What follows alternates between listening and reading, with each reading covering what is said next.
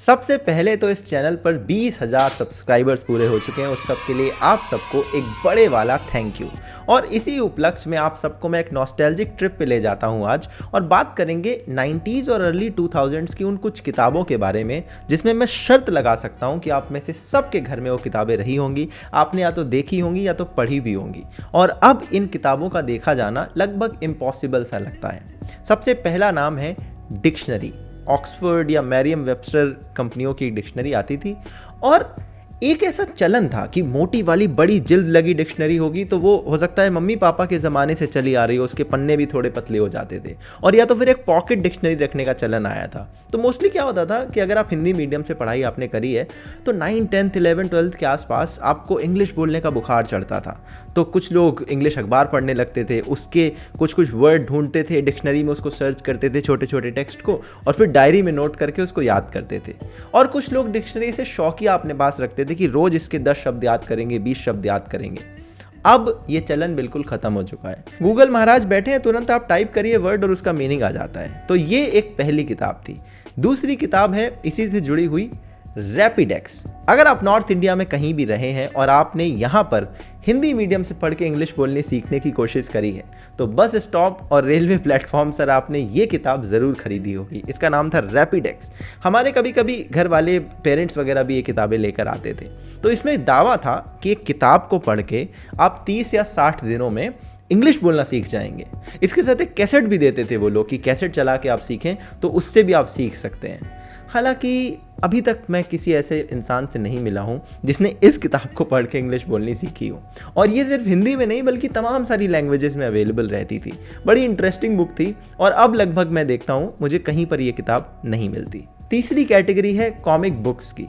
आपको चंपक याद है? लगभग हर 15 दिन में शायद इसका नया पब्लिकेशन आता था, हिंदी इंग्लिश दोनों में। मैं हिंदी वाला ही पढ़ता था, और उसके लिए एक टाइम ऐसा हुआ करता था जब मैं क्रेजी था उसके लिए। मतलब उसके पुराने एडिशन भी मुझे कहीं से मिल जाए तो मैं वो भी पढ़ता था। और गर्मी की छुट्टियों में तो खासकर आजकल जो समय चल रहा है, इन्हीं किताबों में दिन जाता था। चंपक के अलावा चाचा चौधरी और नागराज जैसी कॉमिक्स भी बड़ी पॉपुलर हुआ करती थी, और इनके साथ वो एक लेसन वाली किताबें भी आती थी, जैसे पंचतंत्र या फिर विकास बुक्स। इन सब में भी बहुत मोरल वाली स्टोरीज होती थी, बट पढ़ते हम उन्हें एंटरटेनमेंट के लिए ही थे।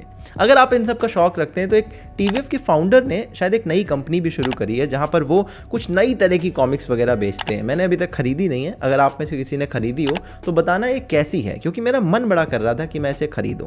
कॉमिक्स के अलावा ट्रिविया बुक्स का भी अपना अलग क्रेज था। वो लोग अपने घर में या तो एनसाइक्लोपीडिया रखते थे, वरना वो वाली किताबें आती थी, सबसे गहरी झील, सबसे लंबी नदी, सबसे ऊंची इमारत, इन सब की जो लिखी रहती थी उसके अंदर। और ये पढ़ने में और उसके साथ अपने दोस्तों में गेम खेलने में बड़ा मज़ा आता था। और आखिरी सेक्शन है उस किताब का जो लगभग अब आपको देखने को कहीं नहीं मिलेगी।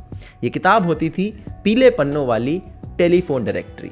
ये हर एक इंसान के घर में होती थी। अगर आपके घर में कभी भी फ़ोन लगा है उस ज़माने में, जो पहले रखने वाला फ़ोन आता था, तो ये बुक आप ज़रूर लेकर आते थे। फिर बीच में ये बुक का चलन ख़त्म हो गया, मोबाइल फ़ोन्स आ गए, उस टेलीफोन में भी नंबर सेव होने लगे थे, तो धीरे धीरे ये बुक का चलन ख़त्म हो गया। बट ये भी बहुत इंटरेस्टिंग बुक थी। जब कभी गलत आपको नंबर मिल जाता था या किसी का नंबर गलत पब्लिश हो जाता था तो कुछ ऐसा होता था। हेलो हेलो, देवी प्रसाद घर पर हैं? अभी 10 मिनट पहले ही चल बसे। आपको कुछ बोलना था? चल बसे। कूतरे साला देख के नंबर डाल कर बेवकूफ साले। तो यही थी वो नॉस्टैल्जिया ट्रिप जिस पर मैं आपको ले जाना चाहता था। आई होप कि आपको भी कुछ पुरानी मेमोरीज याद आई हो, और उन्हें आप कमेंट में ज़रूर लिखिएगा। Once again thank you so much for making this channel hit 20K subscribers. इसको 100K पे ले जाते हैं। जल्दी जल्दी वीडियो शेयर करो, दोस्तों को बताओ, खुद भी सब्सक्राइब करो। और इस वीडियो में फ़िलहाल इतना ही रखते हैं। अगले हफ्ते आपको मिलूंगा फ्राइडे सुबह 9:30 बजे एक नए वीडियो के साथ। तब तक के लिए अपना ध्यान रखिएगा। जय हिंद, वंदे मातरम।